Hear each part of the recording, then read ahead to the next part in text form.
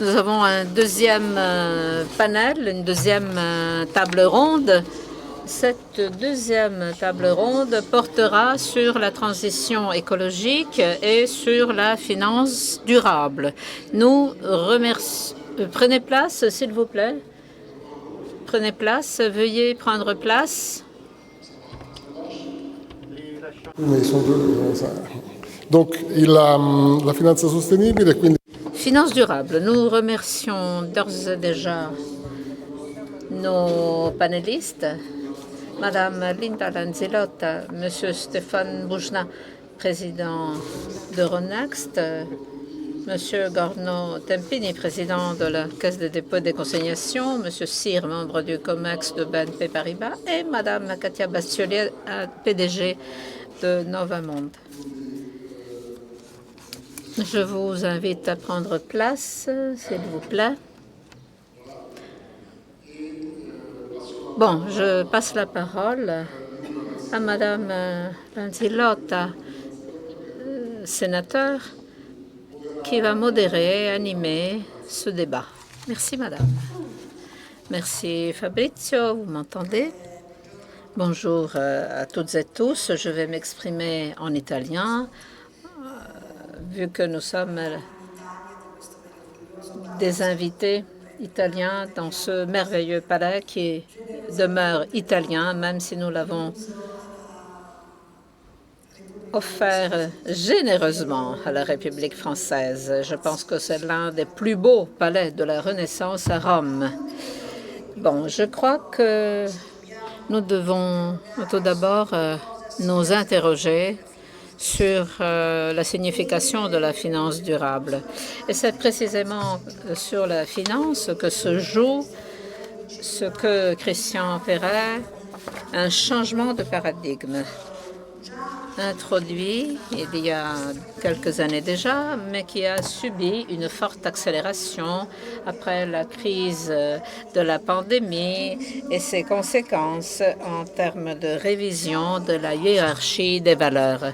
La durabilité de la finance n'est pas une notion nouvelle. Stable and responsible investment. Cette notion naît au XVIIe siècle, au moment de l'esclavage, au moment du sabotage des entreprises en termes financiers, avec John Wesley qui luttait pour tout, contre tout ce qui pouvait favoriser la santé de l'esprit et du corps. Et puis à l'époque du prohibitionnisme, quand toutes les entreprises produisant de l'alcool, du tabac et jeux de hasard étaient évincées des fonds d'investissement. Et puis les entreprises qui, à une époque plus récente, subissaient des sabotages parce qu'impliquées dans la guerre au Vietnam ou dans l'apartheid en Afrique du Sud. Aujourd'hui, je crois, nous devons vraiment marquer un tournant par rapport à la non-durabilité de la finance à la fin des années 80-90 qui a produit beaucoup de dégâts. Une finance qui conçoit sa fonction dans la production de revenus à très court terme sans tourner les yeux vers l'avenir. Cela vaut pour les investisseurs, pour les générations futures, en termes de sauvegarde de la planète, d'inclusion, d'équité sociale. Aujourd'hui, l'Europe veut converger sur une valeur. Il s'agit plutôt d'un ensemble de paramètres qui doivent inciter tous les sujets impliqués dans cette grande étape de transition et de changement de paradigme vers une reconversion du système économique et social, vers des activités utiles pour l'environnement, pour mettre en valeur les talents et pour assurer l'équité sociale à partir de l'équité et de l'égalité de genre, mais également de l'égalité entre les différentes ethnies qui sont présentes en Europe.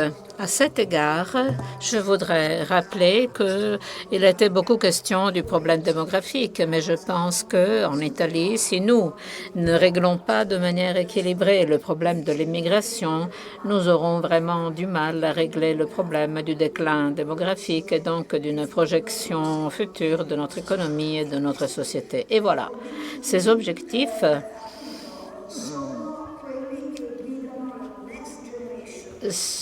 guide le Next Generation EU, et ce, avant la pandémie et encore plus après la pandémie. Tout ce que nous avons réalisé par le passé n'a fait que brûler des valeurs sans pour autant construire des infrastructures, qu'elles soient physiques ou sociales, durables, et au bénéfice des générations futures.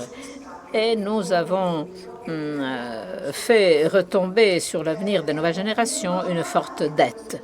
L'Europe, de ce point de vue, a beaucoup œuvré pour créer des normes de réglementation pour la création d'un écosystème financier durable, susceptible de créer de la valeur dans le temps, une taxonomie qui se compose de directives et de règlements qui donne toute une série de critères, de paramètres qui doivent guider l'action de tous les acteurs du Next Generation Plan.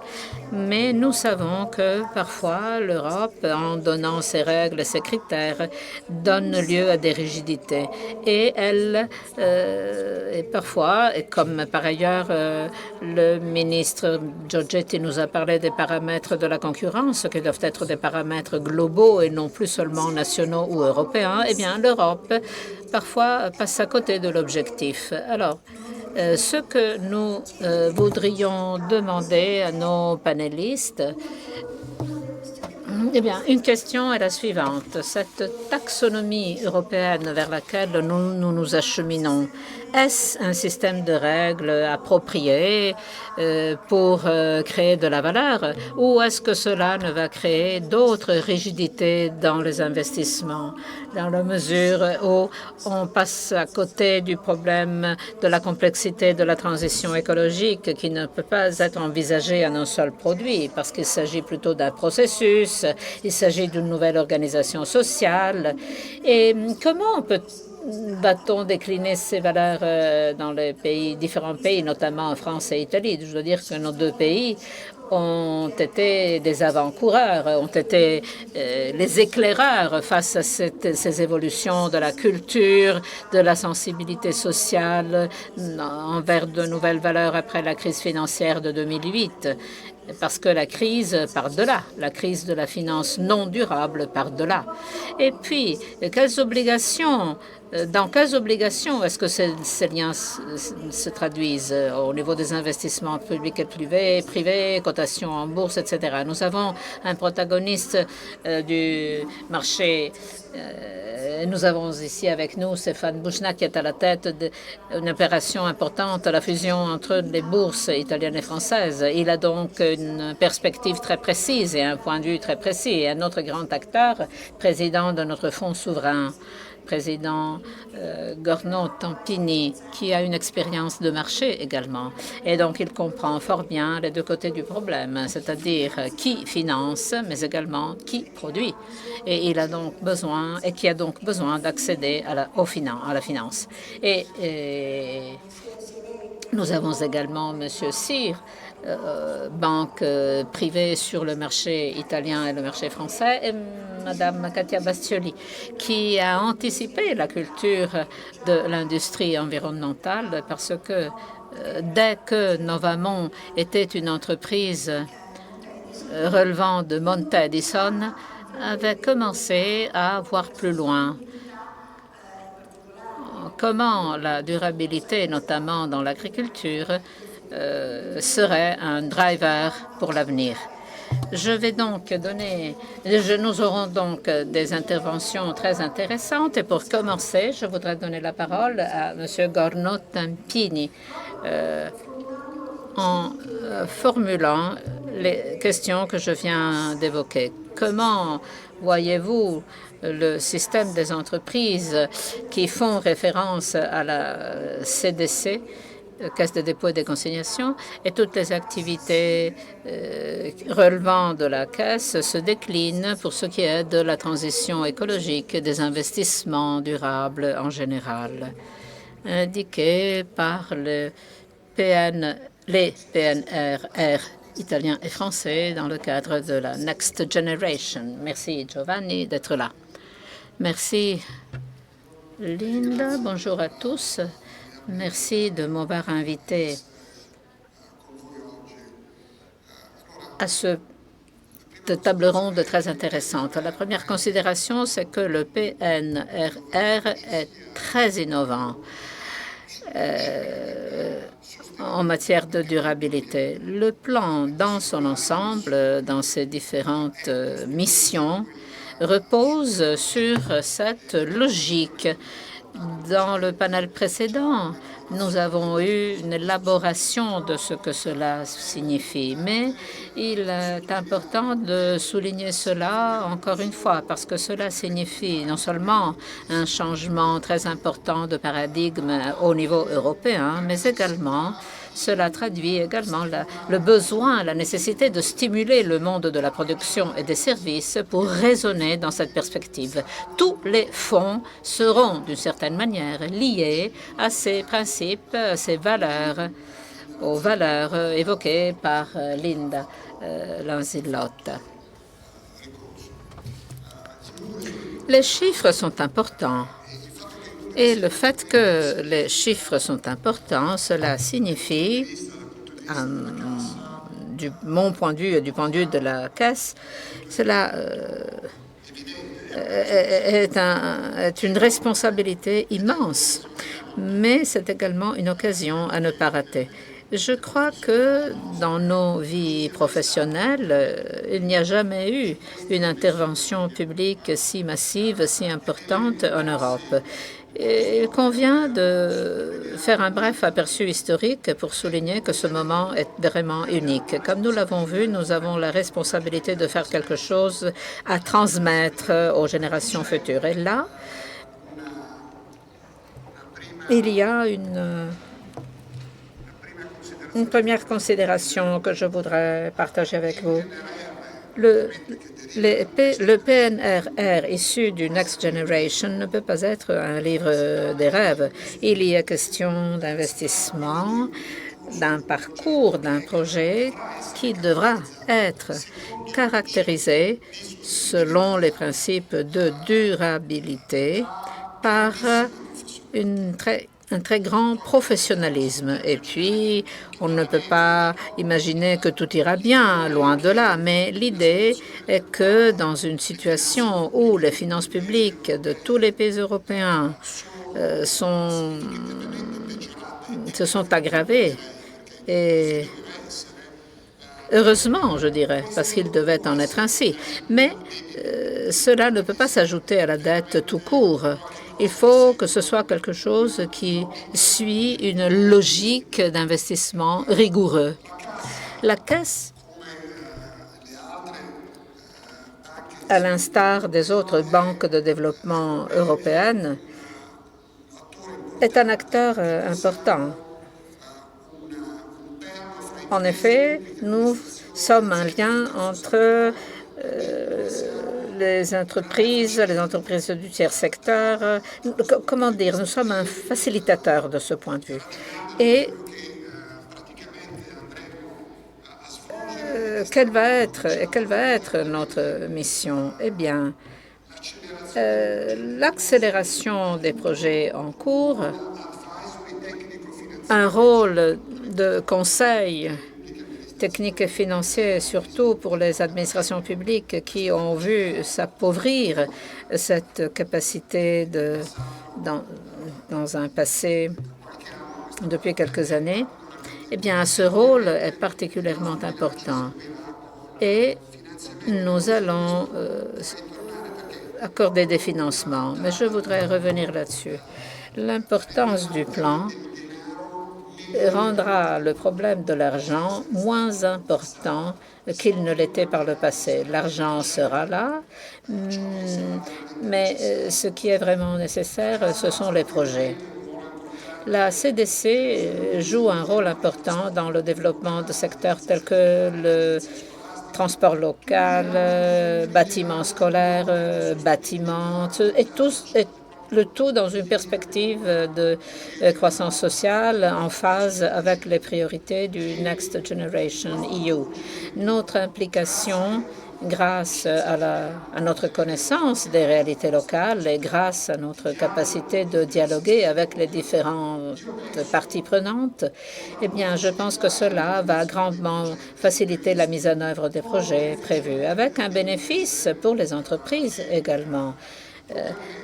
Les entreprises au niveau local sont déjà en train de travailler en vue de bénéficier des fonds du plan. Et là, il y a un point important. Que peuvent faire les entreprises dans le cadre du PNRR? Récemment, j'ai eu des entretiens avec des collègues de Confindustria et je crois que le focus de notre avenir proche est le suivant. Comment unir, regrouper les projets, les 132 initiatives qui ont été publiées dans le PNRR avec les mettre en lien avec ce que les entreprises pourront faire pour arriver à ces plans. Alors, ce pont n'est pas évident, n'est pas un fait acquis et exige ce professionnalisme que je viens d'évoquer pour pouvoir mettre en œuvre les projets. Je vous rappelle qu'il ne s'agit pas d'un livre des rêves, et donc ces projets seront suivis par la Commission européenne qui ne va pas mobiliser des fonds sans avoir des justificatifs précis. Permettez-moi d'ajouter que je vois des regroupements d'entreprises qui commencent à agir. Je vois des modalités différentes qui aboutiront à une plus grande collaboration et qui devront dialoguer localement, au niveau local, avec les universités, les centres de recherche, les collectivités locales, autant d'acteurs qui, beaucoup plus que les entreprises, sont armés pour pouvoir répondre au marché public et aux appels d'offres. C'est un travail pratique que nous devrons faire, un travail très concret. Et je crois que, puisque nous avons la capacité de dialoguer avec tous les acteurs, je suis convaincue que nous pourrons jouer un rôle important de ce point de vue.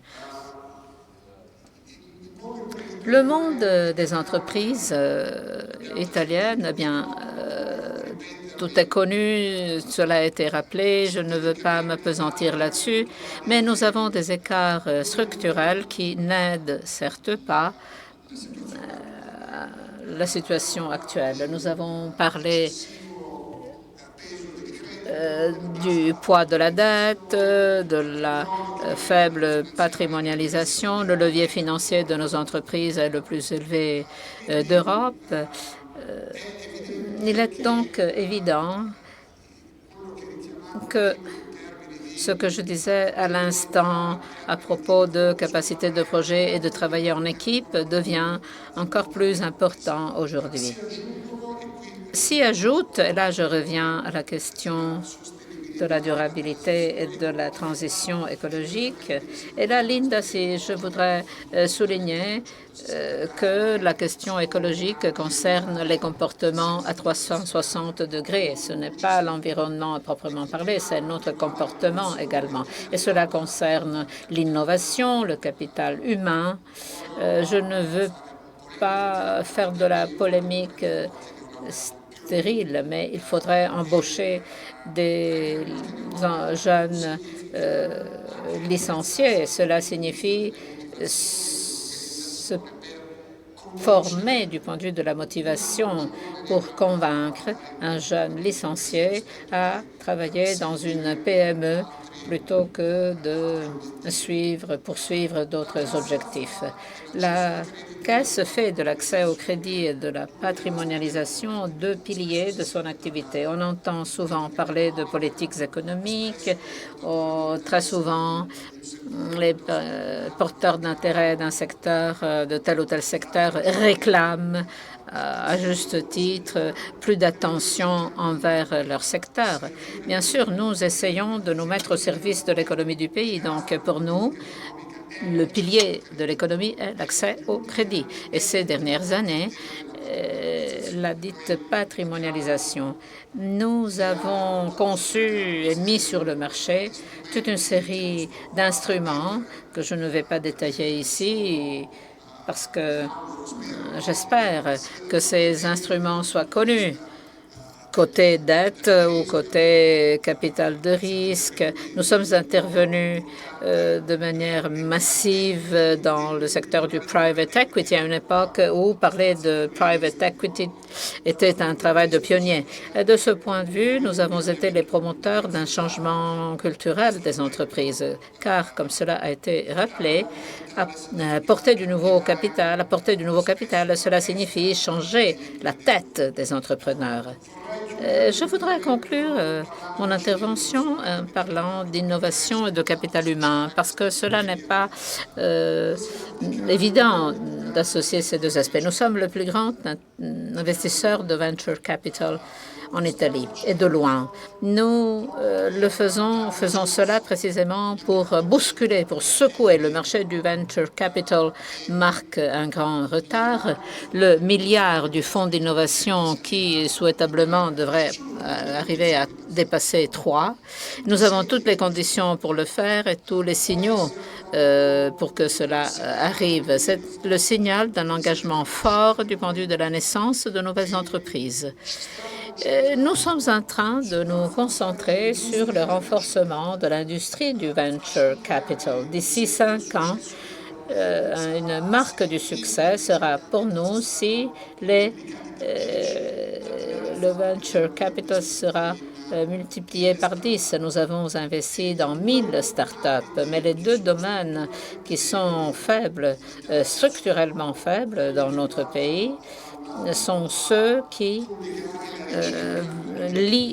voudraient lier la recherche au monde des entreprises. Donc, il faut rendre la recherche, mais Katia est beaucoup plus experte que moi, mais la recherche doit être attrayante pour les entreprises, d'une part, et de l'autre côté, il faut stimuler les entreprises à utiliser le venture capital d'une manière proactive, comme une source de recherche et développement concrète, prête à l'usage, et cela exigera, encore une fois, des capitaux. D'où le thème récurrent des consortiums et des agrégations. Sur le capital humain, un mot pour dire que nous avons lancé le système d'accélérateur du point de vue du venture capital, ce qui confirme ce que je viens de dire, et des plateformes de services précisément au bénéfice des PME pour le renforcement des ressources et des métiers et des professions. Un défi important de notre point de vue, de mon point de vue, un défi que nous devons de relever et qui doit se traduire à partir des prochaines semaines, des prochains mois, par des faits concrets permettant à ces 230 milliards du PNRR arrivent sur le territoire et dans les régions d'Italie. Merci.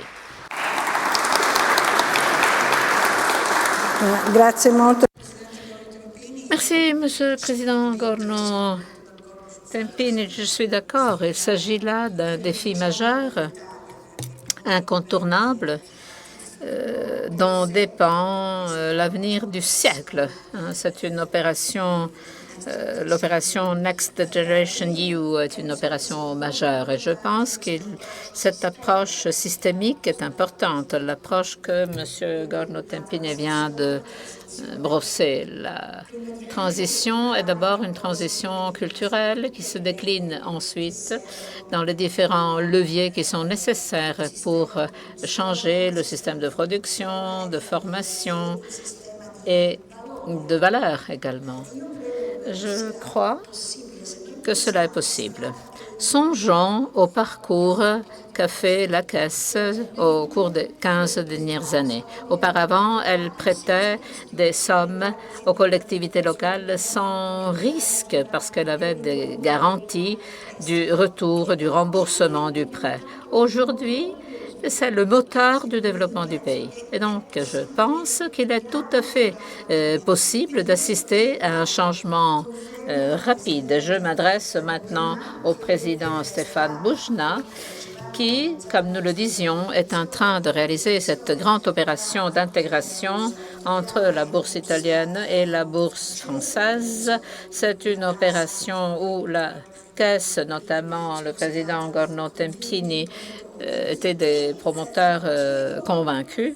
Alors, je vous demande quel est votre point de vue? Comment le marché des capitaux peut-il accompagner ce défi et cette transition écologique et d'éco-durabilité en entendant par éco l'environnement en tant que système? Et comment les PME peuvent améliorer leur accès au marché de capitaux?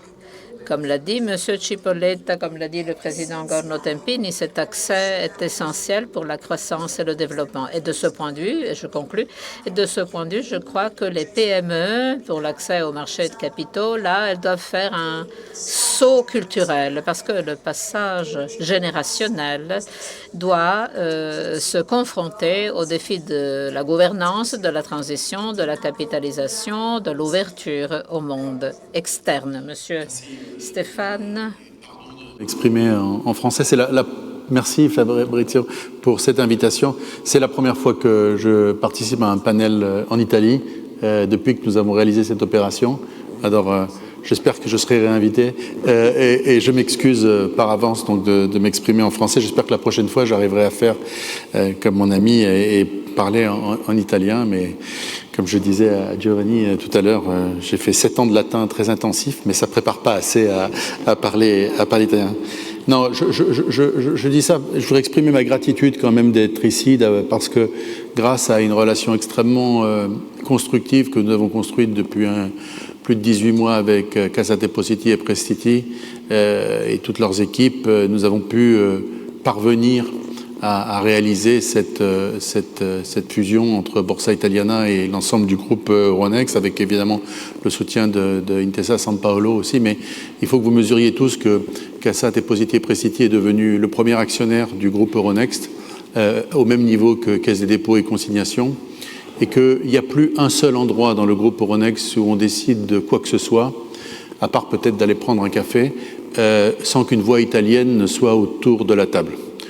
Ça commence avec, depuis 2016, le directeur financier du groupe Euronext, Giorgio Modica, qui est né à Catagne et qui dirige la croissance et les finances du groupe Euronext depuis 2016, mais aussi avec le président du conseil de surveillance d'Euronext, qui depuis 20 ans était néerlandais et qui désormais est un citoyen italien, Piero Novelli, le conseil de surveillance où Alessandra Ferrone a rejoint l'équipe qui représente CDP, mais le managing board aussi avec le CEO de Borsa Italiana, l'operating committee avec le CEO de MTS, qui est une plateforme si importante pour la négociation des bons souverains, etc., etc. Et encore, il y a quelques jours, nous avons annoncé une première série de nominations à des fonctions groupes de managers italiens. Et un des exemples qui a un lien avec ce qu'on discute aujourd'hui, c'est que la personne qui va diriger l'ESG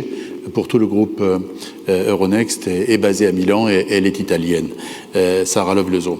Donc, c'est vraiment très, très important pour nous de pouvoir s'exprimer là-dessus. Maintenant, si on vient à la substance de ce qu'on peut faire pour répondre à cet enjeu de financer tout simplement l'adaptation au changement climatique, je voudrais faire 4 remarques. La première, c'est que les volumes en cause font que il faut rappeler les réservistes. C'est-à-dire qu'il n'y a pas de solution ni avec le système bancaire, ni avec l'autofinancement, ni avec l'endettement public redistribué comme NGEU. Il faut prendre l'argent partout, y compris dans l'épargne institutionnelle. Et donc les marchés publics doivent jouer leur rôle comme complément de financement de ces transitions énergétiques. Si on considère, parce que les chiffres varient entre 400 milliards et 600 milliards sur les besoins en Europe pour parvenir à d'investissement pour parvenir à la neutralité carbone, c'est pas à l'échelle ni de l'autofinancement ni du financement bancaire. Il faut aller chercher des gisements d'épargne et du financement en fonds propres, notamment dans des véhicules cotés. La deuxième remarque, c'est que la seule dimension pertinente, c'est évidemment l'échelle européenne.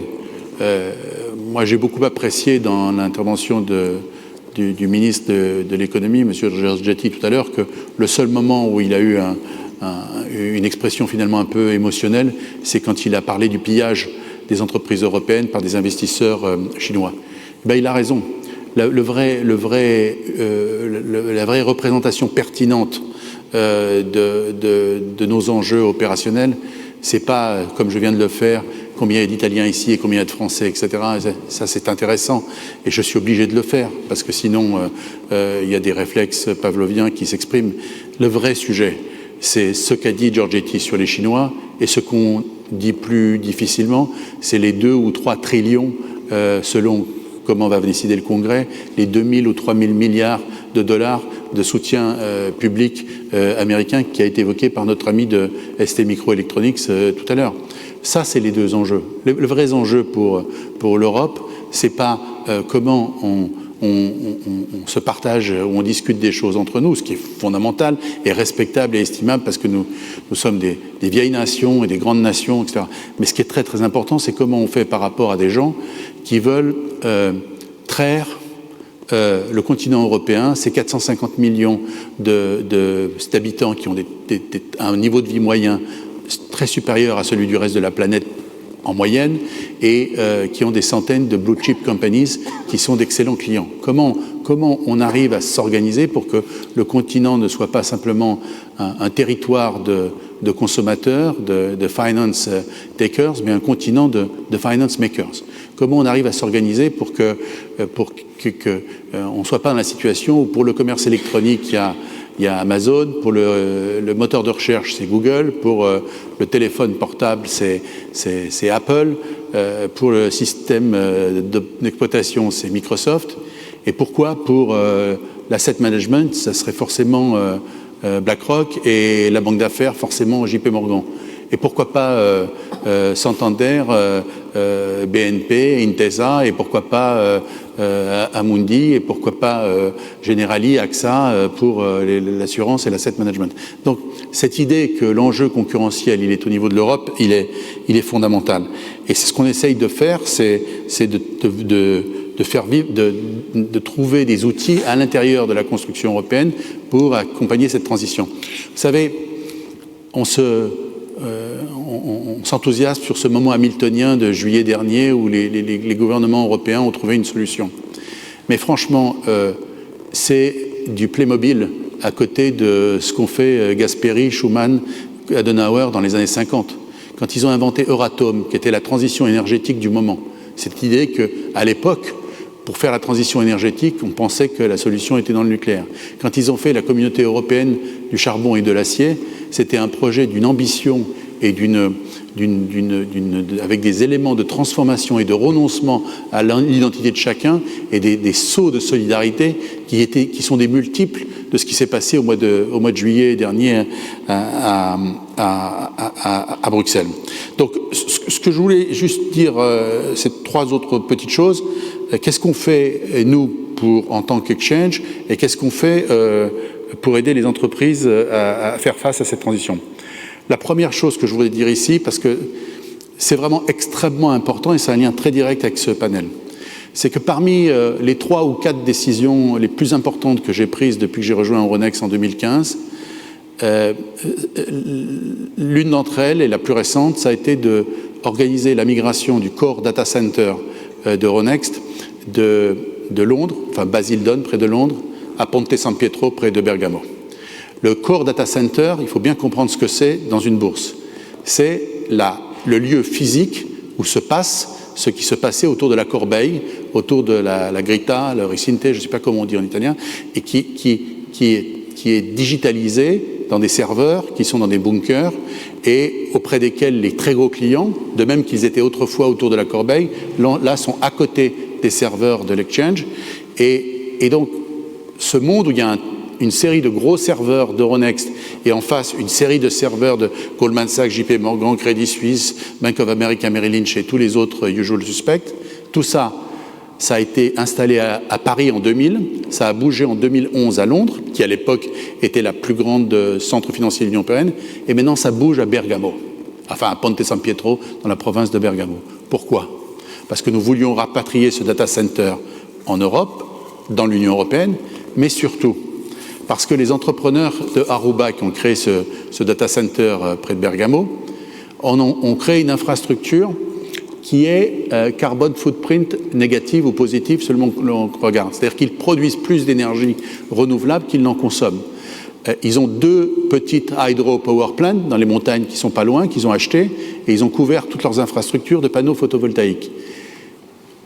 Certains parleront peut-être de l'enjeu de la Green IT, mais on sait tous que les data centers vont être, dans les 5 à 10 ans qui viennent, un objet de débat comme le charbon aujourd'hui.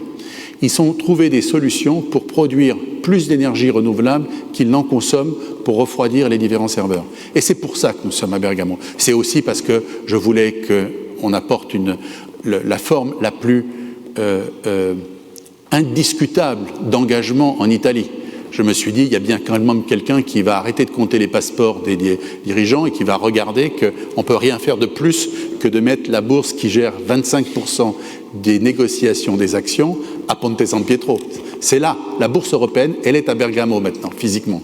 Et donc, bien sûr, c'était pour ça. Mais c'était aussi, et ça c'est très important, parce que le carbone footprint de tous nos clients, d'Euronext comme entreprise, mais aussi de tous nos clients qui nous utilisent, va s'améliorer parce qu'il y a des ingénieurs innovants qui ont créé une boîte familiale puissante, super performante, avec un niveau de rating fort de leur data center, qui sont installés à Ponte San Pietro, près de Bergamo, et on est très fiers de ça. Je voulais dire maintenant qu'est-ce qu'on peut faire pour les entreprises. Alors, c'est assez simple. Dans les métiers de la bourse, le métier de la bourse, depuis 400 ans, c'est très simple, c'est de régler le problème des gens qui ont trop d'argent et pas d'idées, et qui cherchent du rendement, et régler le problème des gens qui ont beaucoup d'idées et pas assez de ressources et qui cherchent des fonds. Donc ces gens-là se trouvent, quand il faut financer avec du risque et pas de cash flow visible, à la bourse. Ce que demandent aujourd'hui les investisseurs, c'est donnez-nous des outils pour rendre plus visibles les performances en termes d'environnement, de performance sociale, de gouvernance transparente des entreprises. Donnez-nous des outils qui rendent les projets plus visibles, parce que c'est là que nous devons investir. Et les entreprises, de leur côté, nous disent « aidez-nous à être plus visibles ». Et donc, c'est ce que nous essayons de faire. L'outil, traditionnellement, qui fait le pont entre les besoins des investisseurs d'identifier des actifs et les besoins des émetteurs, des entreprises, de se rendre plus visibles, plus éligibles au scanning par les investisseurs, ce sont les indices. Les indices, c'est un instrument synthétique qui représente une réalité qui serait fragmentée s'il n'y avait pas d'indices. Et donc, l'essentiel de notre activité de production d'indices se fait dans des indices ESG. On a créé il y a quelques mois un CAC 40 ESG, ce qui a posé beaucoup de problèmes en France parce que beaucoup d'entreprises disaient « mais non, moi pourquoi j'étais dans le CAC 40, je sors du CAC 40 ESG ». On va créer bientôt un MIB ESG avec les équipes fantastiques de Borsa Italiana qui, sur ce terrain, sont sur beaucoup de sujets en avance sur les autres équipes d'Euronext. Et donc, cette idée que la mission principale d'une bourse, c'est d'aider toutes les entreprises, les grandes bien sûr, mais aussi les petites à être plus présentes et plus visibles auprès des investisseurs, c'est le cœur du métier d'intermédiation de l'intermédiation qu'on peut faire.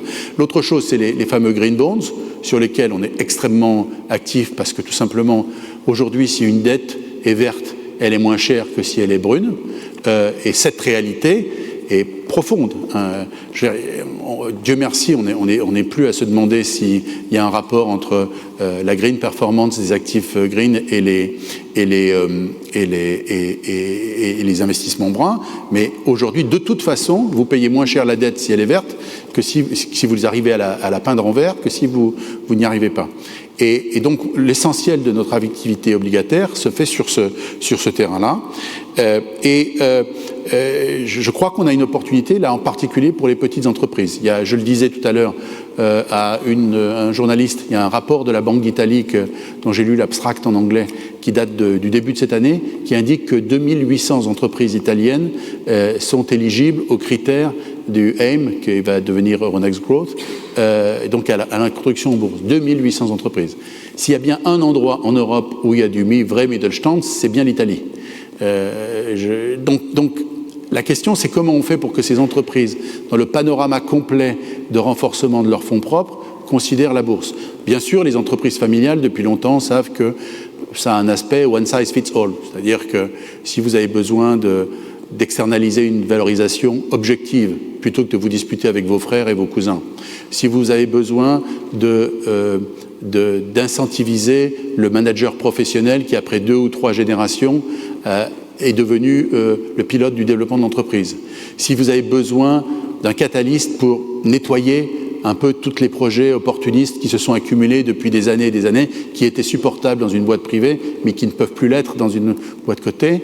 Si vous avez besoin de croître et d'avoir une machine à imprimer des billets qui s'appelle la capacité à émettre des actions, c'est la solution.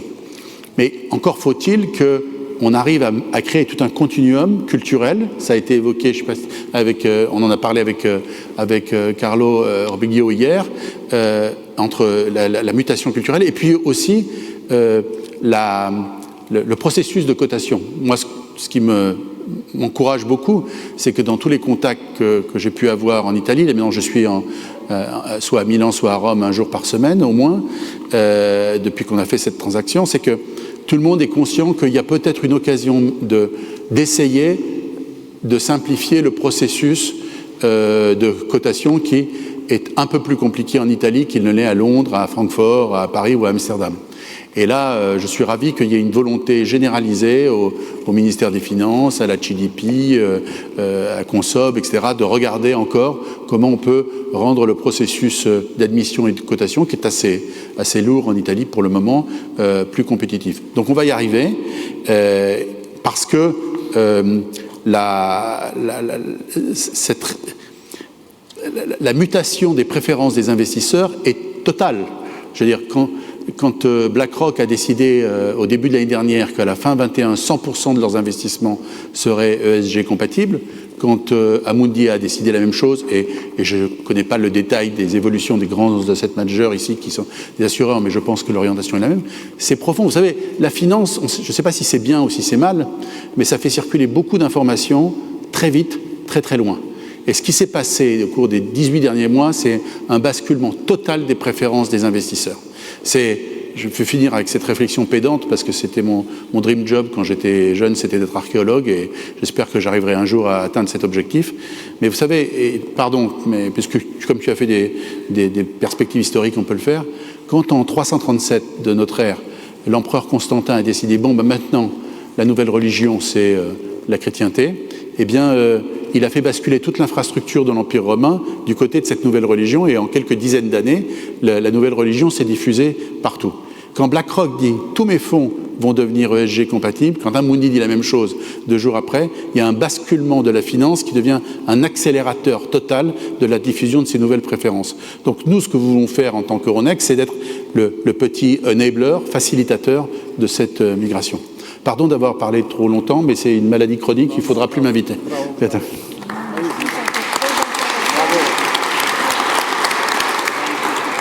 été très intéressant.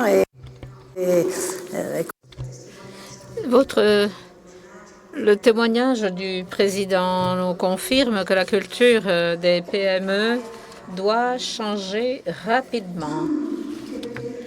Par ailleurs, en donnant la parole à M. Cyr, membre du COMEX de BNP Paribas, directeur de l'engagement des entreprises.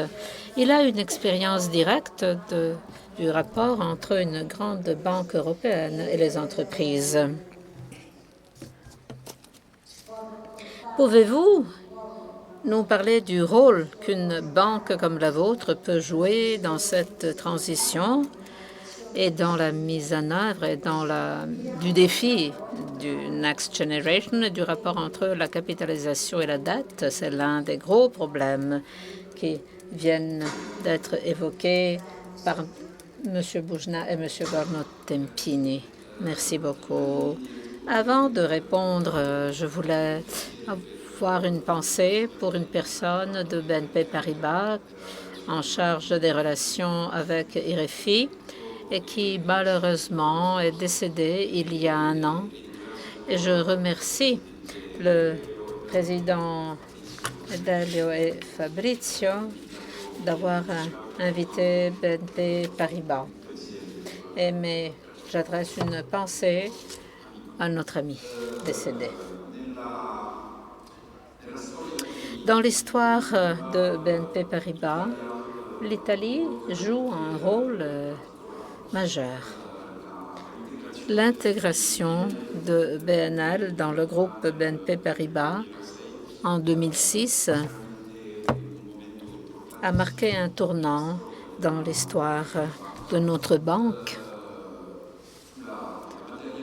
Ce fut là la concrétisation de notre rêve européen. Nous avons des étoiles dans notre logo. Il y a des étoiles, comme vous le savez, dans notre logo, parce que nous avons toujours voulu être une banque européenne.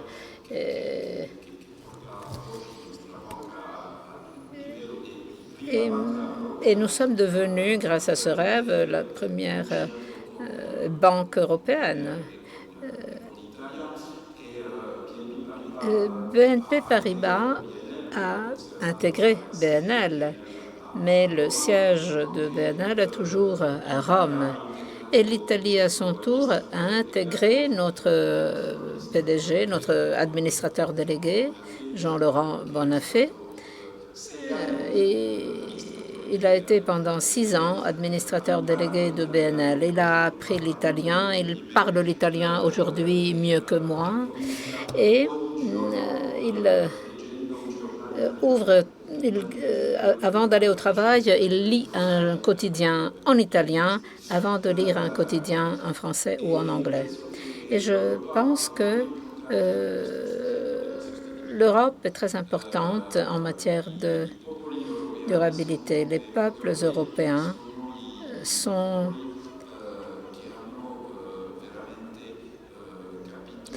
ont vraiment compris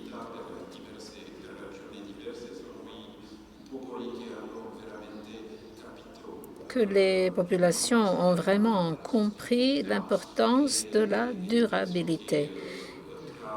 Et je pense que parmi les pays européens, en matière de durabilité, il n'y a pas de frontières. La vision est à peu près la même.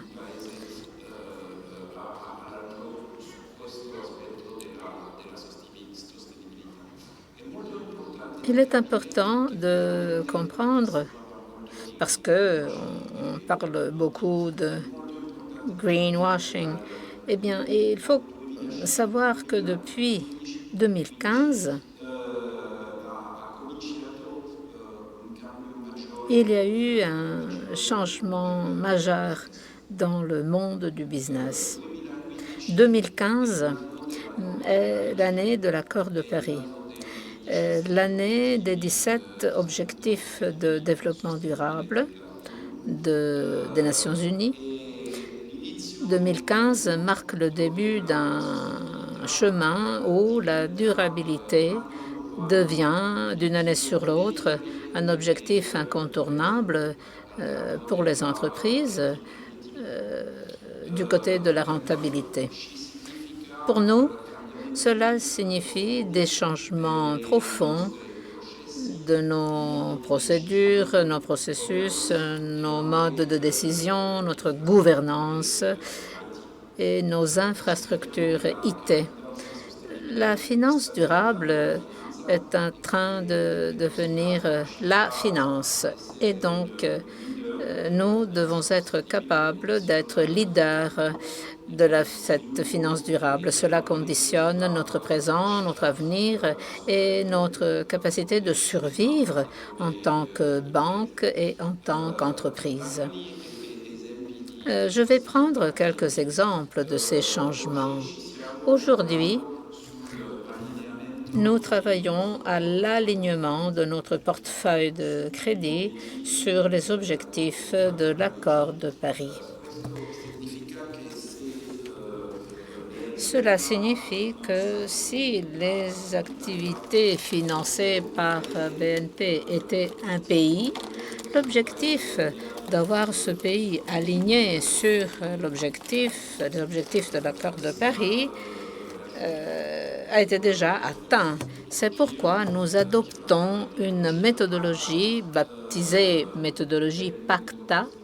Et pour l'heure, cette méthodologie concerne 75% de secteurs industriels responsables, les plus responsables des émissions de gaz à effet de serre. C'est un travail secteur par secteur, branche par branche, pour aboutir à cet alignement. C'est un travail que nous faisons avec d'autres banques européennes. Au départ, il y avait 5 banques européennes qui utilisaient la méthodologie PACTA. Aujourd'hui, cette méthodologie est utilisée par d'importantes banques, que ce soit au Royaume-Uni, aux États-Unis et pas encore en Asie, mais en Asie, on est en train de prendre en considération cette méthodologie.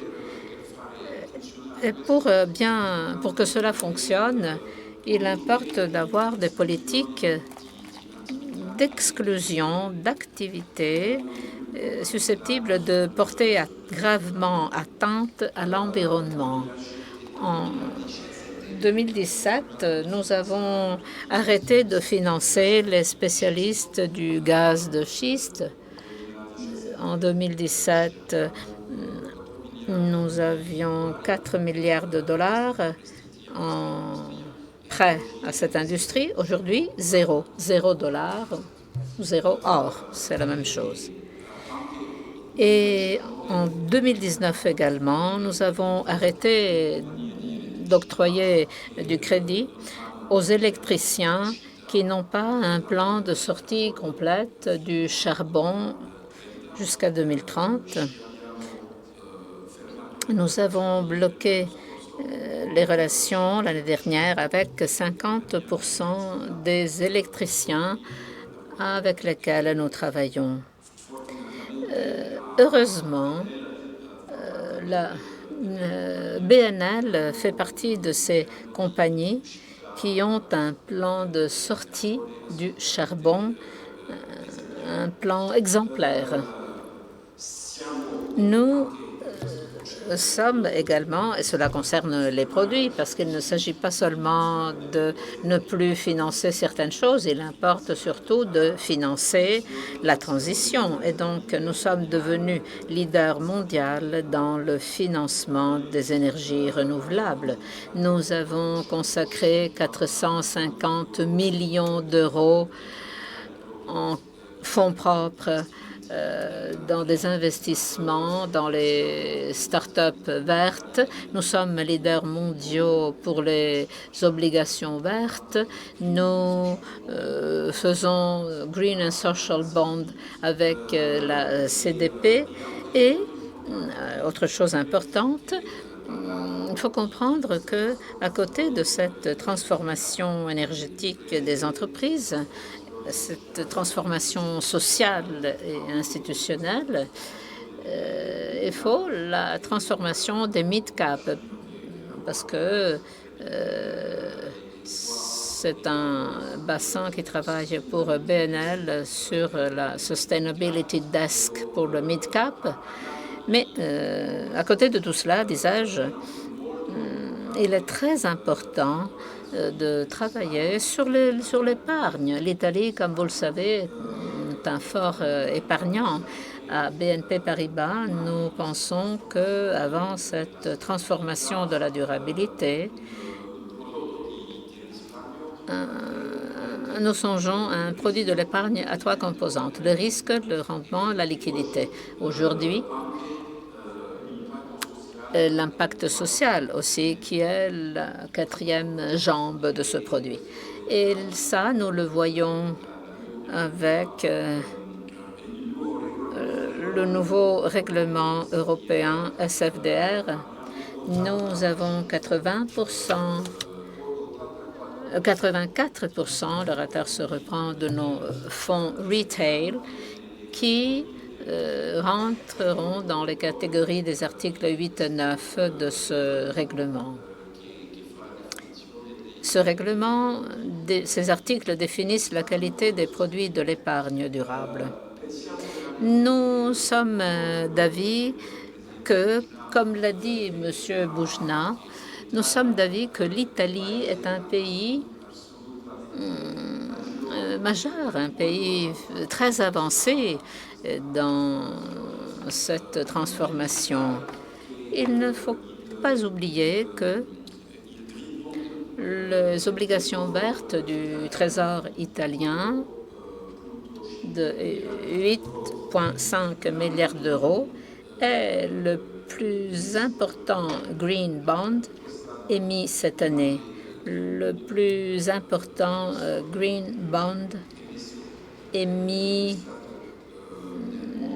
par un État dans le monde.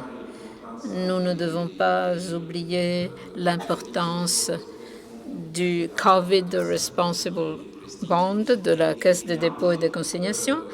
Et j'ai mentionné également Enel.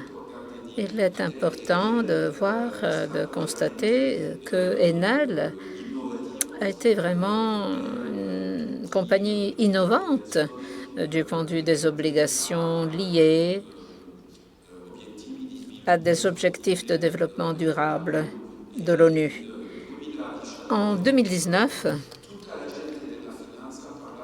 la finance parlait de ce bond d'Enel.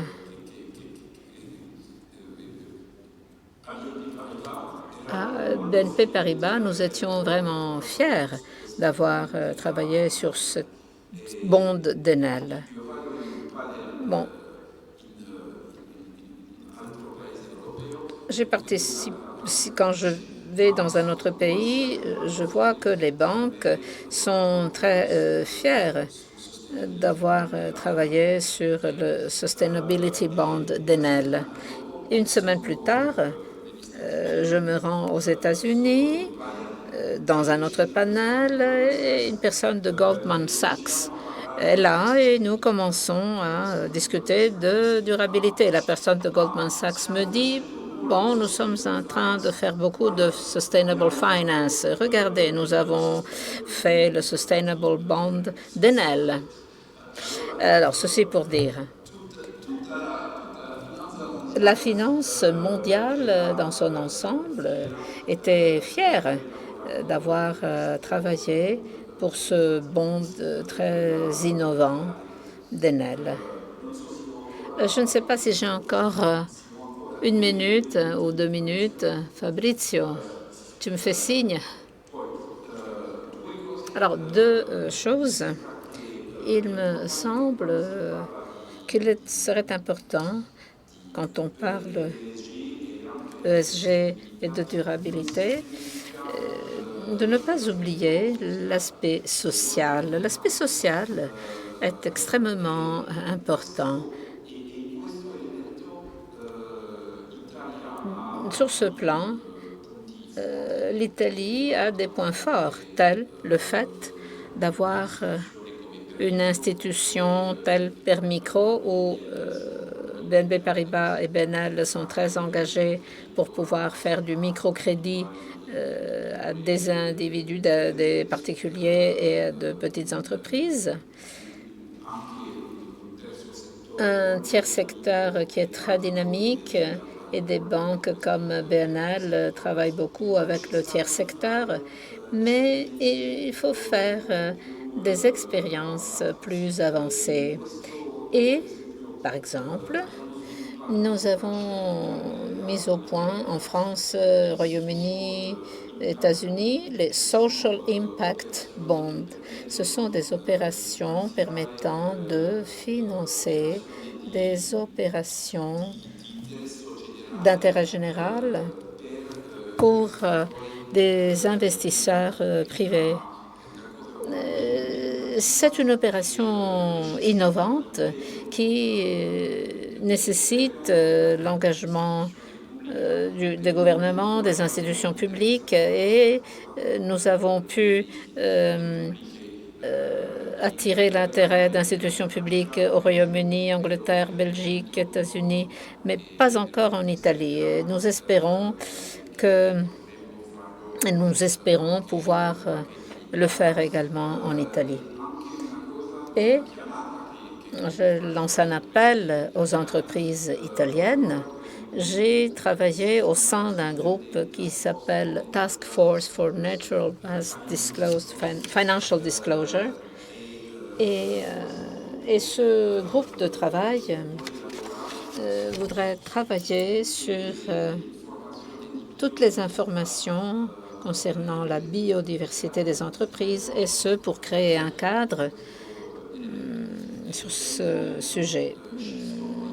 À l'heure actuelle, il y a des entreprises d'un très grand nombre de pays qui font partie de cette task force, mais nous n'avons pas encore d'entreprise italienne. C'est pourquoi je lance un appel. Une entreprise italienne d'assurance, ce serait fantastique. Serait bon d'avoir... Parce qu'il y a des entreprises anglaises, françaises, allemandes, mais nous n'avons pas encore d'entreprise italienne représentée au sein de cette task force. Merci. Avant de donner la parole à Madame Bastioli, puisque le président Gorno Tempini doit partir à 1h, je voudrais savoir si l'un ou l'autre d'entre vous ont des questions spécifiques à poser à M. Gorno Tempini avant de donner la parole à Mme Bastioli. S'il n'y a pas de questions, nous pouvons passer la parole à Mme Bastioli. Nous pouvons continuer. Je regrette que M. doit nous quitter, mais la fin était prévue pour 1h. Mme Bastioli, administrateur délégué ou administratrice déléguée de Novamont, une entreprise qui s'occupe de produits dérivés de la transformation d'éléments biologiques, si je puis m'exprimer comme ça, si je ne dis pas une bêtise. Madame Bastioli a une vision tout à fait spécifique qui est très importante de nos jours, c'est-à-dire comprendre ce que signifie travailler pour la transition écologique. Ne pas s'arrêter à un seul produit, mais avoir une vision, la vision d'une écologie systémique circulaire. Alors, je vous donne la parole, car elle va mieux nous expliquer l'approche et le travail de son entreprise dans ce secteur. En réalité, je crois que Novamont est un démonstrateur. Nous avons commencé il y a longtemps. Nous avons été pionniers dans le secteur de la dite bioéconomie. Il y a 30 ans, nous avons commencé en tant que centre de recherche, en travaillant au sein de Monte Dison. Puis, il y a eu la crise de Monte Dison. Et nous, à travers Banca Intesa Merchant Banking, nous sommes devenus aujourd'hui leaders dans ce secteur, le secteur des produits, de la filière des bioplastiques et produits biochimiques. Nous sommes présents un peu partout dans le monde, et non seulement, Mais le rôle de Novamont en tant qu'entreprise n'est pas très important. Ce qui compte, c'est le travail que nous avons pu faire avec nos partenaires, avec nos interactions avec les parties prenantes au niveau local, ce que nous avons pu créer avec les agriculteurs, avec le monde des déchets, avec les autres entreprises. Nous avons créé des clusters. Il y a 12 clusters en Italie sur l'innovation, dont l'un porte sur la bioéconomie, avec 123 entreprises. Récemment, il y a une semaine, le 7e rapport du Centre d'études d'Intesa San Paolo a été publié sur les bioéconomies circulaires, où l'on voit que ce secteur est un secteur particulièrement résilient. La bioéconomie, de quoi s'agit-il? C'est un secteur qui embrasse l'agriculture, l'agro-industrie, la chimie basée sur le bio, le bois, le papier, un macro-secteur, mais un macro-secteur fondamental. Je crois qu'en Europe, en 2012, il y a eu une directive, il y a une stratégie sur la bioéconomie, et puis il y a différentes étapes. Il y a un partenariat public-privé dans ce secteur. C'est un secteur à haute intensité d'investissement parce qu'on part de matières premières agricoles, on part des déchets, des filières intégrées. Et nous avons un potentiel de créer des projets territoriaux qui, de mon point de vue, sont l'élément fondamental de cette transition. Non seulement au centre, il y a le sol. Qu'est-ce que la bioéconomie circulaire? Au fond, c'est une logique d'utiliser des matières premières renouvelables, mais dans la régénération du territoire en intégrant, en liant des systèmes différents. Parce que c'est là le thème. Nous ne pouvons pas décarboner en parlant d'une seule technologie. Ce qui me fait peur, comme société qui travaille dans ce secteur depuis 30 ans, est d'entendre le monde de la finance qui parle de technologies spécifiques, alors qu'en réalité, aucune technologie ne saurait régler ce problème. Il faut un saut culturel, un enracinement dans le territoire et les projets territoriaux liés à l'agriculture, à l'assainissement des sols, parce que je crois que l'Europe a une grande valeur, à savoir les territoires. Et donc, nous avons le Made in Italy, Made in France, Made in Europe, qui sont par ailleurs des secteurs où l'Europe est à l'avant-garde. Nous sommes les premiers dans le monde dans ce secteur. L'Italie est première dans les secteurs à haute valeur ajoutée. C'est un secteur particulièrement résilient et les données de Banca Intesa en atteste. Le 7e rapport dit que malgré la COVID, nous avons été plus résilients par rapport à la moyenne. En France, ce secteur a perdu 2,3% contre la moyenne de 8,7%. En Italie, nous avons perdu 6,5%, mais par rapport à 8,8%. Donc, c'est un secteur plus résilient. Et l'innovation, 39 centres en Italie qui font de l'innovation dans ce secteur, 39 zones, 84 universités, 800 réalités, dont 500 start-up. C'est donc un secteur qui doit être envisagé dans son ensemble, dans son grand potentiel en tant que capacité de régénérer les territoires. Le thème, et non seulement, nous savons que dans cette transition, nous n'avons pas toutes les connaissances. La connaissance systémique fait gravement défaut. Souvent, on parle de durabilité, mais on attribue à ce terme différentes significations. Les projets sur le territoire sont des laboratoires, sont un potentiel immense. Il faut partir immédiatement avec la transition écologique, mais nous devons essayer d'avoir des paramètres, des indicateurs modifiables dans le temps et qui fassent comprendre le potentiel dynamique de l'évolution de ces secteurs. À défaut de quoi, on se concentre sur le présent et donc nous avons le problème de ne pas utiliser les investissements qui ont été faits et qui sont en train d'être faits dans ce secteur avec un effet levier. De ce point de vue, les projets territoriaux et le suivi de ces projets dans le temps, de manière que les politiques peuvent changer de direction en fonction du suivi. Ce sont là des éléments fondamentaux et qui mitigent également les risques financiers parce que quand on parle d'entreprises individuelles ou de filières spécifiques, Il y a un certain risque, mais quand on commence à intégrer les territoires, nous avons l'avantage en Europe d'avoir la biodiversité des territoires qui est très forte. Il faut la valoriser. Nous avons besoin, songeons au problème des matières premières. Les matières premières, nous n'avons pas de matières premières. À l'heure actuelle, c'est un problème immense. Donc, faire plus avec moins, la culture de faire plus avec moins et d'utiliser les ressources du territoire, les déchets, les biotechnologies, la chimie, la physique pour parvenir à transformer tous les déchets en des produits concrets, réels. C'est une quantité de matières premières fondamentale. Régénérer nos territoires délaissés, abandonnés, transformer les périphéries en des centres actifs, eh bien, la bioéconomie peut le faire. Les technologies sont là. Nous avons des projets, des réalités qui travaillent dans ce secteur et qui ne sont pas prises en compte par le monde de l'industrie. Confindustria ne regarde pas le système de ce point de vue dans cette perspective. Elle devrait le faire. Le monde agricole et agro-industriel est beaucoup plus avancé du point de vue de l'évolution dans cette logique. Et je crois que les ESG sont importantes, mais il faut faire attention, créer des opportunités d'évolution systémique et d'intégrer la notion de MICORP, un thème fondamental, c'est-à-dire les entreprises plus avancées, l'alliance des MICORP, qui est un élément international. C'est une manière d'aider les entreprises à devenir le moteur de cette transition.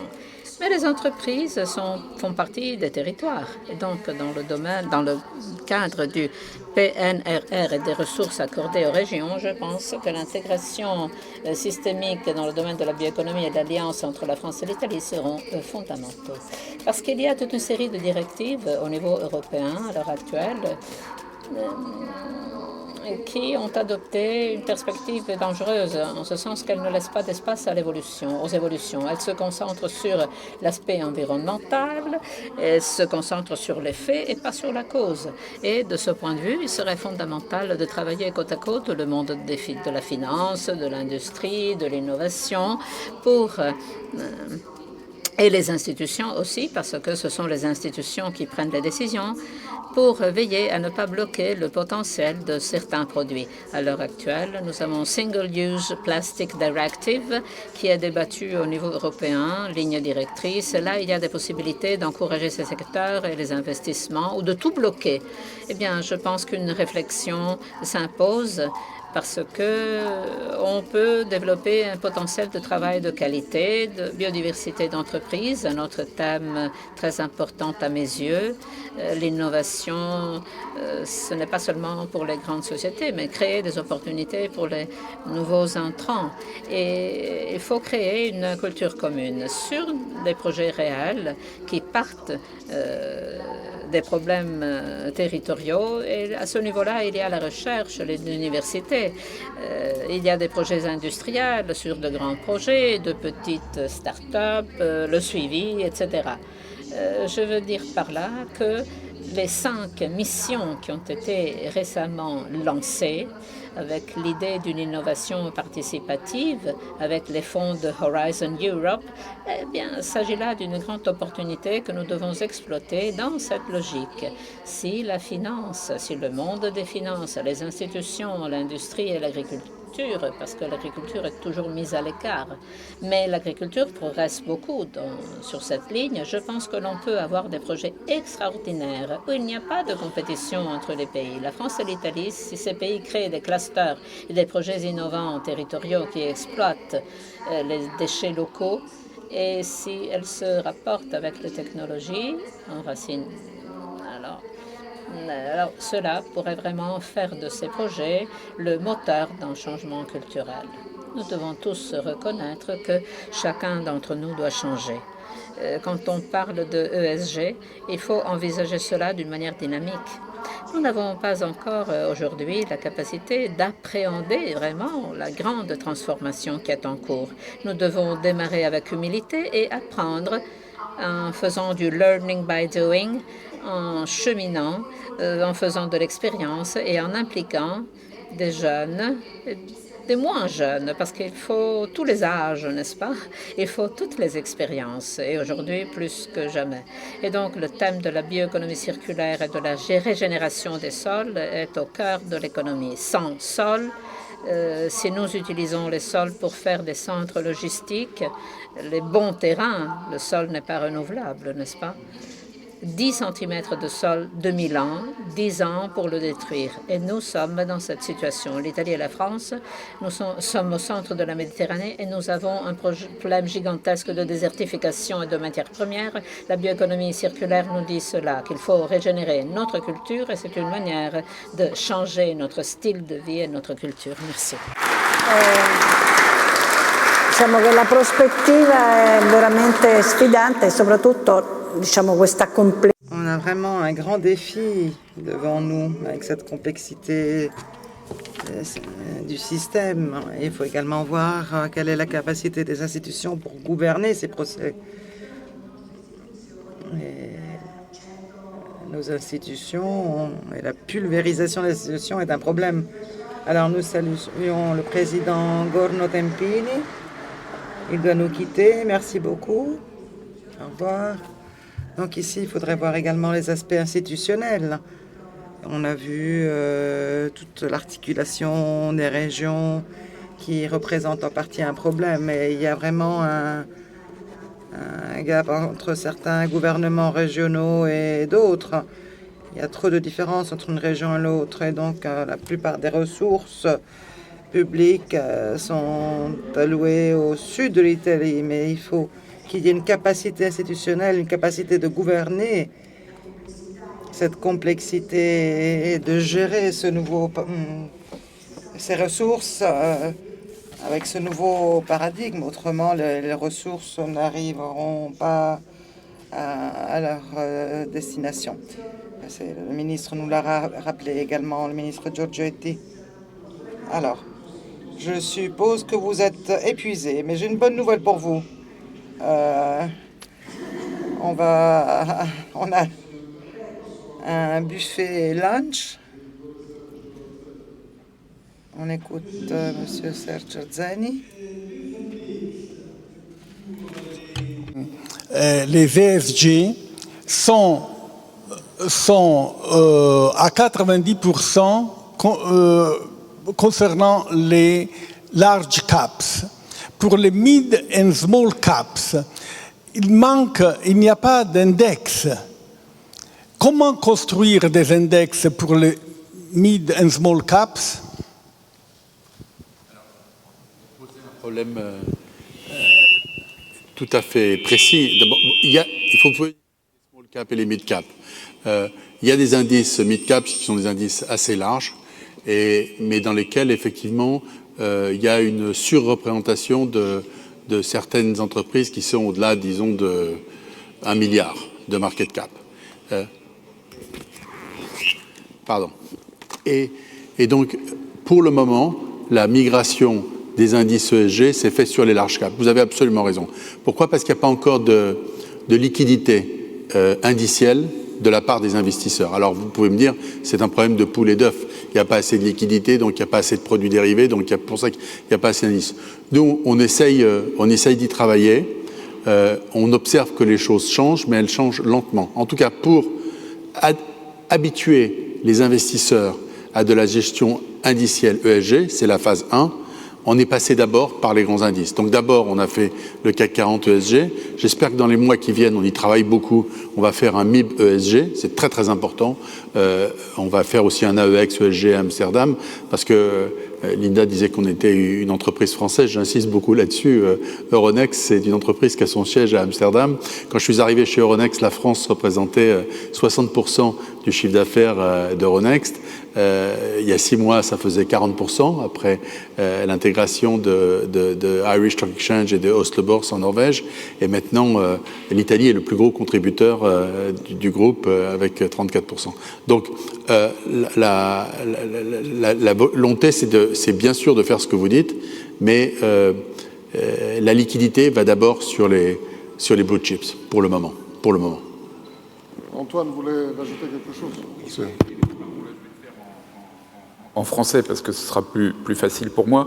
Je pense que pour qu'il y ait de l'ESG, il faut d'abord à la base qu'il y ait de la data ESG. Il faut qu'on ait les informations, il faut que ce soit normalisé, il faut qu'on sache de quoi on parle.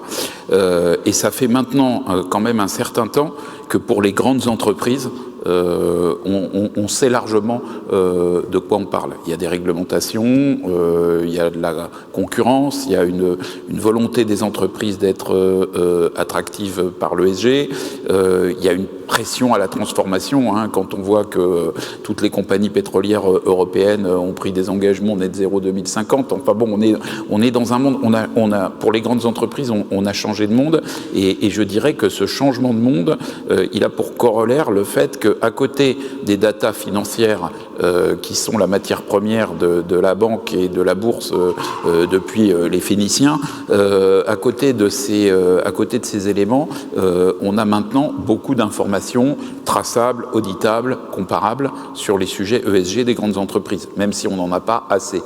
Et donc la réglementation européenne, et souvent quand même l'Europe est assez motrice là-dedans, la réglementation européenne est en train maintenant d'introduire, de commencer à introduire vraiment pour les mid-cap des règles de disclosures qui vont faire que assez vite la circulation et la comparabilité de la data va s'installer pour les mid-cap. Et je pense que le travail pour Euronext sera quand même plus facile quand, en dehors des quelques mid-cap très pointus en matière de développement durable et qui, elles, évidemment, font leur marketing sur ces informations, on aura des informations, je dirais, sur des mid-cap ordinaires, mais qui auront des caractéristiques ESG particulières.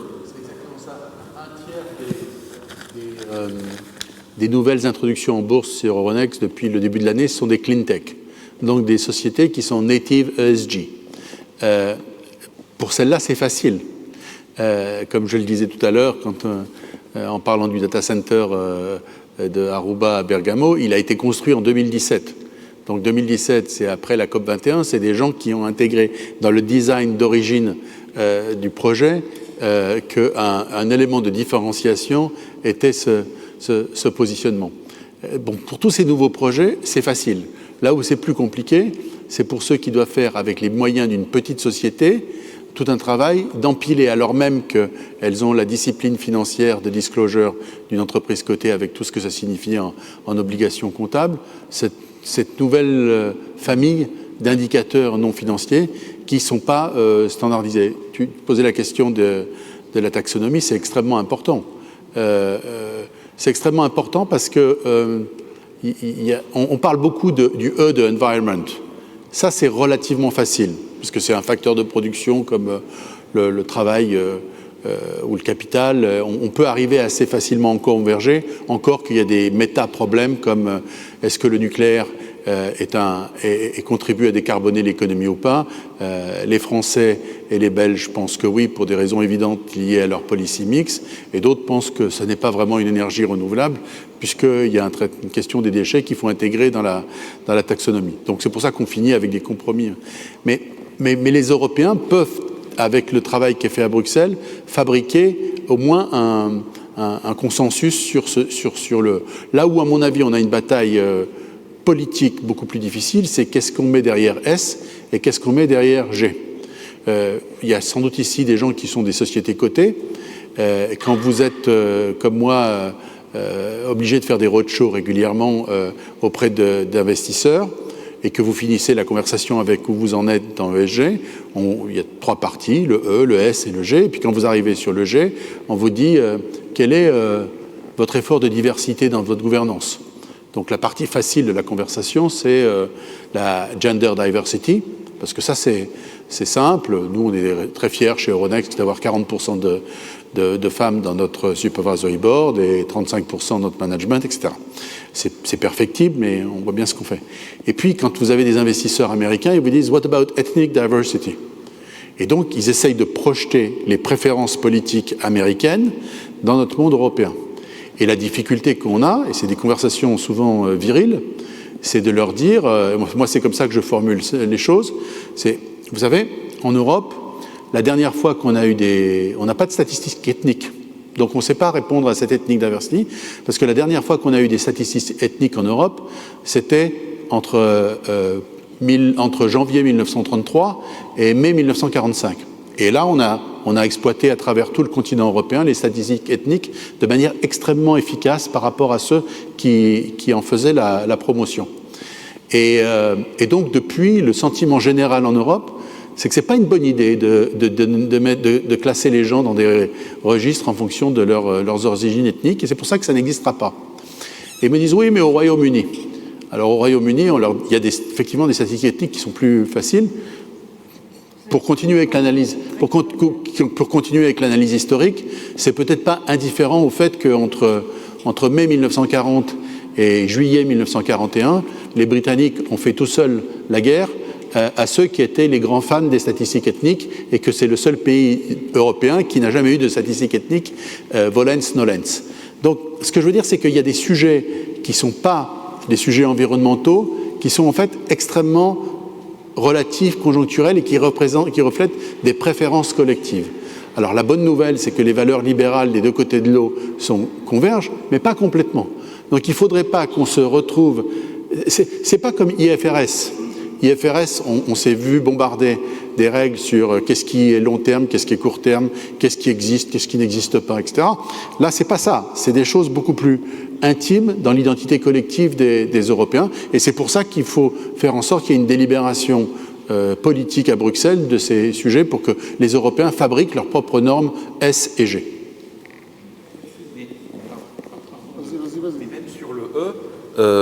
J'ai fait mention tout à l'heure de la TNFD sur ce qui est la biodiversité. Bon, pour l'instant, la TNFD, c'est un effort majoritairement européen, mais européen et britannique, donc on a les Britanniques à bord, et on a adopté le principe de double matérialité, ce qui veut dire qu'on va pousser les entreprises à discloser à la fois les impacts de la nature pour l'entreprise, parce que la nature a un impact sur le business model de l'entreprise. Si je suis fabricant de chocolat et qu'il n'y a plus de cacao, la disparition du cacao a une importance très grande sur mon business model. Mais donc ça, les Américains veulent qu'on fasse ça. Mais nous, on leur dit, oui, mais on va aussi comptabiliser et discloser les impacts de l'entreprise sur la nature.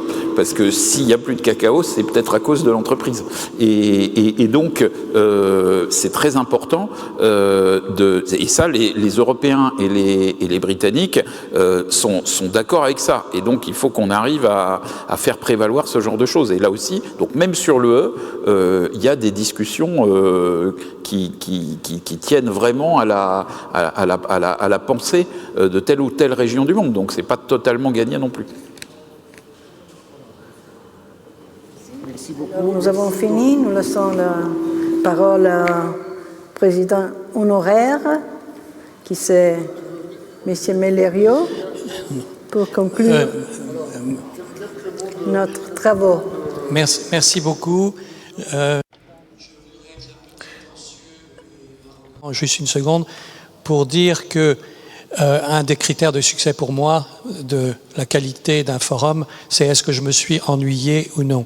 Et je dois dire que j'ai écouté avec attention chacun des panélistes entièrement, même en dépit de la difficulté de la langue, parce que je suis moins familier de l'italien que d'autres.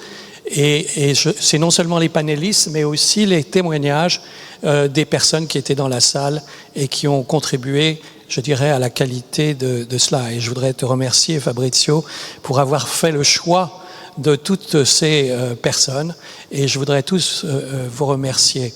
En tant que représentant d'une PME familiale internationale, je dois dire que nous avons mesuré aujourd'hui l'ampleur, et on a parlé de paradigme, de changement de paradigme, la complexité et l'ampleur des enjeux pour des PME qui n'ont pas la taille critique et qui doivent affronter toutes ces transitions écologiques, numériques, etc. C'est énorme. Et en même temps, ça a été dit, à la fois dans la recherche de financement et le manque de fonds propres qui leur est familier, mais aussi, comme ça a été dit, l'importance du capital humain et la nécessité de la formation, de l'accompagnement, de la professionnalisation de ces PME pour qu'elles puissent affronter les enjeux. Ce qui est intéressant, c'est que comme elles sont très nombreuses, elles représentent 80% ou 90%, aussi bien en Italie qu'en France, je veux dire, c'est un enjeu collectif qui nous est proposé, et il faut éviter, comme ça a été dit, que comme les petites tortues qui naissent sur la plage et qui doivent aller dans l'océan, qu'elles soient piquées ou qu'elles soient condamnées par des prédateurs qui viennent les prendre. Voilà, c'est ce que je voulais dire, c'est vous remercier encore infiniment, parce que pour quelqu'un puisque c'était le sujet, les entreprises familiales, pour quelqu'un d'une entreprise familiale, c'était extrêmement instructif. Quelques mots à dire, grazie. Quelques mots de conclusion, vraiment le mot de la fin avant d'aller déjeuner. Et d'abord remercier tout le monde, tous les intervenants, les participants. Nous avons eu des panels vraiment extraordinaires et je les remercie tous. Et je remercie l'ambassade et les équipes. Et donc c'est vraiment un grand merci. La deuxième chose que je voulais dire, c'était sur quelques annonces sur les activités qu'on va développer dans les mois à venir. Toujours pour parler d'innovation, nous avons un projet avec le CNRS français et le CNR italien pour créer un think tank et travailler avec vous tous dans l'innovation, donc et d'organiser un séminaire à Paris au mois d'octobre. Donc on vous tiendra au courant de ça. Non so perché parlo francese, ma comunque. Je ne sais pas pourquoi je suis en train de parler français, mais c'est l'habitude. Think Tank sur l'innovation, un forum sur les infrastructures des transports et de l'énergie au printemps, toujours à Paris, à l'ambassade d'Italie. Et nous serons partenaires au mois d'octobre en France, dans la région Centre-Val de Loire, d'une rencontre économique France-Italie dans cette merveilleuse région. Et c'est organisé par cette région. Et nous serons partenaires au château de Chaumont. Et c'est magnifique, hein? Justement, continuer à parler. Et ce forum, ce colloque économique organisé par la région Centre-Val est un peu le pendant de ce forum. Donc, on se rencontre 2 fois par an, une fois en France et une fois en Italie. Sachant que la plupart des châteaux de la Loire ont été construits par des architectes qui ont probablement construit c'est pour ça. Les palais de Rome. C'est comme ça. On a commencé, le premier, c'était pour les 500 ans de la mort de Léonard, et donc c'était au Clos Lucé, et c'est comme ça qu'on a pensé, parce qu'on a découvert qu'il y avait 30-40 sociétés italiennes au Centre-Val de Loire. Personne n'était au courant, personne ne le savait. Et à partir de là, on a construit avec nos amis partenaires, donc c'est très important. Je voulais rappeler moi aussi Arnaud Manceron qui a fait un travail extraordinaire, qui nous a accompagnés depuis le début et grâce auquel on a pu développer tous ces forums.